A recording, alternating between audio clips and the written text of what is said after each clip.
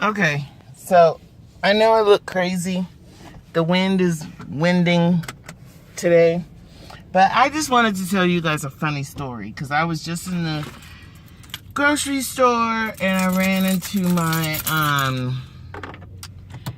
a neighbor. And ever since I've moved to this place, to this new house, and I think this summer will be 3 years, I've just avoided him. I just wave at him. I don't get cozy with my neighbors because I live in a mostly all-white town, and I just go to work and I go home and I go to the city every once in a while, and movies and stuff. But this dude, I just felt a deep, abiding sense of because he was trying to be all helpful and stuff when I first moved over. Like, I could weed whack your yard and do all this stuff. And I was like, no, I'm good. I can take care of it. That's what I have a child for. I can show you your child. No, because I'm paranoid. And I didn't say this part, but I don't be letting no strange grown-ups near my child. Okay? Especially not your kind. And then he he was a Bible thumper, and I ain't down with that either. He's always and he's just one of these people. Anyway, so I see him at the grocery store, and at first I didn't recognize him as my neighbor because he lives across the street and 2 houses down. So he's just in the neighborhood. He doesn't live next door. And he it's just kind of, there's something about his spirit that spikes me, that just makes me get away. And anyway, so I see him in the grocery store. He's standing in front of me, and he starts telling me about out of the blue, not even hello, how you doing? He's like, yeah, I just got back from my lawyer taking care of my will, and I left everything to my brother because I didn't want my sister to get it because she would try to take us for thousands and hundreds of thousands of dollars and blah blah blah. And I was just like, motherfucker, why? I'm a practical stranger to you. Why are you telling me this? And I hate when people talk about money anyway, because that turns me off. And then then he starts talking about, and I was like, oh, I said, yeah, I just started chatting with him about, that. And I was like, well, I found out the hard way that people can be really mean when it comes to money after somebody dies. He's like, where are you? He said something really condescending, like, you've been sheltered or something. And I was like, no, I just haven't had a lot of people die close to me. So, whatever. And then he, out of the blue, says something about his brother.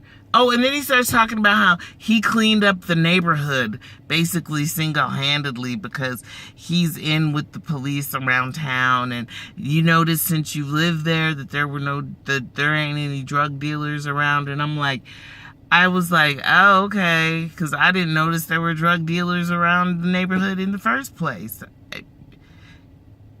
What the fuck? I hate braggarts, do you need your self-esteem filled? Because I ain't the one. Because when I notice that you got problems like that, I don't fill you up.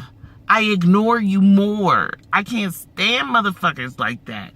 Anyway, and then after that, he just keeps rolling, y'all. He just keeps rolling, talking about how out of the blue, once again, he's like, yeah, my brother is upsetting people in the neighborhood because he's so dark. And I was like, what? And he goes, yeah, he's Egyptian and something. Haven't you seen a guy that comes around and he looks almost black? And I was like, no, I just be on my own thing. I just be in my yard, puttering around, and I go in the house, I go to movies, I go to work, I take a walk around the neighborhood or to the park or something.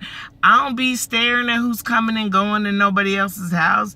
Y'all all look alike as far as I'm concerned. I'm just playing. I'm being stupid.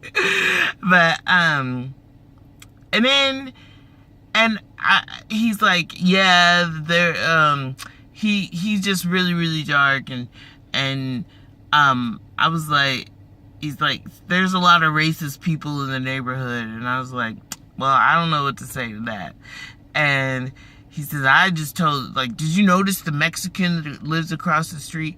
His car got really loud. I was like, no, I didn't notice. Well, the lady that lives kitty corner from you stuck a cucumber in his tailpipe. And I was like, oh, okay. And I told her to go and take that shit out. I don't play like that.